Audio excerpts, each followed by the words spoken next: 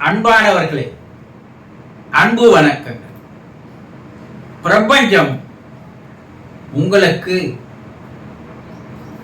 எந்த நேரமும் எப்பொழுதும் எக்காலத்திலும் உதவிகள் செய்ய காத்திருக்கு. தெரியுமா உங்களுக்கு இந்த பிரபஞ்சம் என்பது என்ன? ஏதோ ஒரு மகத்தான சக்தி, ஒரு மாபெரும் ஆற்றல். இந்த பிரபஞ்சம் என்று சொல்லக்கூடியதை படைத்து பல்வேறு உயிரினங்களை உண்டாக்கி அதை இயக்கி வருகின்ற ஒரு ஆற்றல் தான் பிரபஞ்சம். அதை ஆதி என்று சொல்லலாம், அனாதின்னு சொல்லலாம், ஆரம்பம்னு சொல்லலாம், பல பேரை வச்சு அழைக்கலாம். அதற்கு ஒரு மாபெரும் சக்தியானது இருக்கிறது.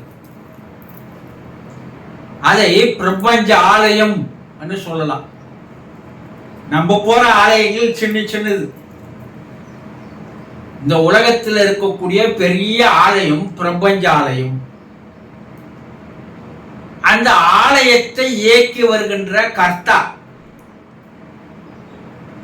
சக்தி தான் நம்ம என்ன சொல்றோம்? இறைவன், ஆண்டவன், கடவுள், பரம்பொருள், பரமசிவன், பரமபிதா, எத்தனையோ பேரை வச்சு அழைக்கிறோம் இல்லையா? ஆனா அதை பார்க்க முடியுமா? முடியாது. காற்றை பார்க்க முடியுமா? முடியாது இல்லையா உங்களால? அதுபோல கடவுளை உங்களால் கண்ணால் பார்க்க முடியாது. பின்ன எப்படி அது இயக்கி வருகிறது நம்ம எல்லாம் அப்படின்னா, ஒரு அலைவரிசையாக பிரபஞ்சத்தினுடைய லயம் என்று சொல்வார்கள். ஒரு அதிர்வு, ஒரு ஃப்ரீக்வென்சி, அப்படி தெரிகின்ற ஒன்றுதான் அந்த மாபெரும் சக்தி. கடல்ல இருந்து எப்படி அலை உருவாக்கி வருகிறதோ, மறுபடியும் எப்படி போய் மறைந்து போகிறதோ, அது போல இந்த உலகம் முழுவதும் ஒரு விதமான அலைவரிசையான ஃப்ரீக்வென்சியானது சக்தியாக இயங்கி வருகிறது. இப்ப அந்த சக்தியானது, ஆற்றலானது உங்களுக்கு உதவி செய்ய தயாரா இருக்குது. எப்ப வேணாலும், எந்த நேரம் நீங்க கேட்டீங்கன்னாலும், எந்த உதவிகள் கேட்டாலும் அதை செய்து தருவதற்கு அது நம்ம ரெடியா தான் இருக்கு. ஆனா நாம் அதை கேட்பதற்கு தயாராக இருக்கிறோமா? உதவிகள் கேட்கிறோம், அதற்கு நம்ம தயாரா இருக்கிறோமா அப்படின்னா அதுதான் இல்லை. இப்போ பிரச்சனையே என்னன்னா, கடவுள் பிரச்சனை இல்லை, இறைவன் உங்களுக்கு பிரச்சனை இல்லை. அவன் வாரி வாரி வழங்க தயாரா இருக்கிறான். ஆனா அதை கேட்டு பெறக்கூடிய நிலையில் நாம இருக்கிறோமா? அது கொஞ்சம் சிந்திச்சு பாருங்க. நான் கடவுள்கிட்ட போய் இந்த கோரிக்கை வச்சேன், இந்த பிரார்த்தனையை வச்சேன், இந்த வேண்டுதலை வச்சேன், அவன் எதையுமே எனக்கு செய்து தரல. நீங்க என்ன குருஜி அவன் செய்ய தயாரா இருக்கிறான்றீங்க? நாங்க எத்தனை முறை, எத்தனை கோயில் இறங்கி இருந்திருக்கிறோம், எவ்வளவு பிரார்த்தனைகள் செய்திருக்கிறோம் சொல்றீங்கல்ல. ஆனா அந்த பிரபஞ்ச லயத்தோடு சேர்கின்ற லய வரிசையில், அலை வரிசையில் நீங்க இருந்தீங்களா? அதை உங்களை நீங்களே கேட்டு பாருங்க.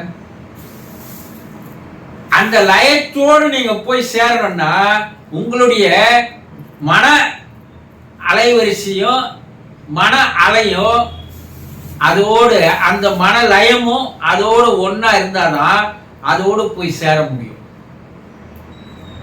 ஆனா உங்க மனலயம், உங்களுடைய மனோலயம் அந்த அளவிற்கு, அதோடு போய் சேருகின்ற அளவிற்கு நீங்கள் அதை மாற்றிக் கொண்டிருக்கிறீர்களா?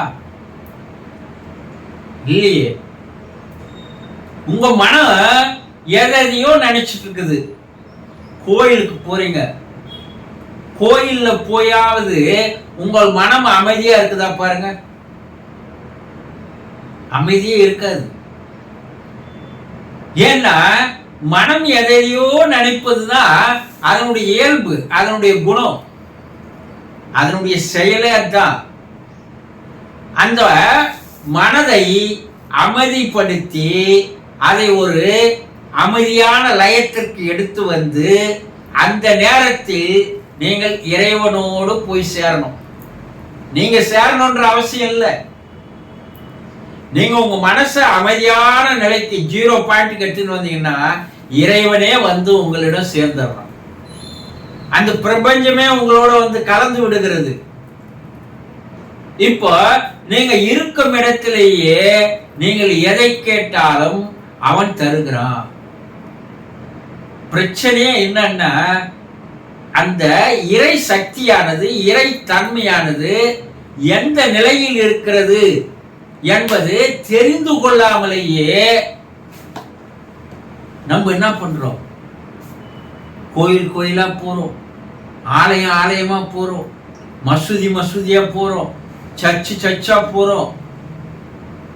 போயா நம்மால என்ன பண்ண முடியல? சேர முடியவில்லை. அப்ப உலகத்தில் இருக்கின்ற எல்லா மனிதர்களும் முதலில் நம்முடைய மனத்தினுடைய அலைவரிசையை முதலில் லயப்படுத்துவதற்கு, அமைதிப்படுத்துவதற்கு நீங்கள் தயாராக மாறினால்தான் நீங்கள் அந்த பிரபஞ்ச தலயத்தோடு உங்களால் ஒன்று சேர முடியும். அப்பதான் நீங்க கேட்பதையெல்லாம் அவன் தருவான். இந்த பேசிக் ஃபார்முலா தெரியாத எத்தனை லட்சம் பேர்கள் போய் போய் போய் சாமியை கும்பிடுறாங்க. அதனால இதெல்லாம் பயன் இருக்குதா? எந்த பயனும் கிடையாது. உங்களை மனலயம் ஆவதற்கு தான் ஆலயம் என்ற ஒன்றை கட்டினார்கள். உங்க மனசை அமைதியா கொண்டு வருவதற்காக, உங்க மனதை அமைதிப்படுத்துவதற்காக. ஏன்னா நீ சும்மா இருந்தா செய்ய மாட்ட, அதை அமைதிப்படுத்த மாட்ட. நீ வீட்டுல இருந்தா அமைதிப்படுத்த மாட்ட, அலுவலகத்துல இருந்தா அமைதிப்படுத்த மாட்ட, எங்கன்னா சுத்தின்னு இருந்தாலும் அமைதிப்படுத்த மாட்ட. அப்போ உன் மனதை அமைதிப்படுத்துவதற்காக உருவாக்கப்பட்ட, சித்தர்களால் உருவாக்கப்பட்டதுதான் ஆலயங்கள். இந்த ஆன்மா லயமாக வேண்டும். இந்த ஜீவாத்மா சரியான முறையில் அது அமைதியானால் பரமாத்மா உன்னிடம் வந்து சேர்ந்து விடுகிறார். ஆனா சேர முடியல. ஏன் சேர முடியலன்னா உன் மனம் எதையோ ஒன்றை எண்ணிக்கொண்டே இருக்கிறது, சிந்தித்துக் கொண்டே இருக்கிறது, கற்பனை செய்து கொண்டே இருக்கிறது.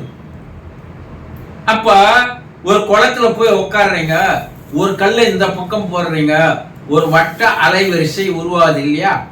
இந்த பக்கம் ஒரு கல்லை போடுங்க, இதுலயும் ஒரு அலைவரிசை உருவாகும். அது வட்டமாக வட்ட அலைகள் உருவாகி உருவாகி வந்து ஒன்றோடு ஒன்று மோதி மறுபடியும் என்ன ஆயிடும்? புறப்பட்ட இடத்துக்கு போயிடும். இப்ப இந்த பக்கம் போட்ட கல்லுடைய அலைவரிசை ஆண்டவனுடைய அலைவரிசை, பிரபஞ்சத்தினுடைய அலைவரிசை, இறைவனுடைய அலைவரிசைன்னு வச்சுங்க. இப்ப இந்த இடத்துல கல்லு போட்டீங்க, இதுல உருவாகிற வட்ட அலைவரிசை நீங்க நினைச்சீங்க.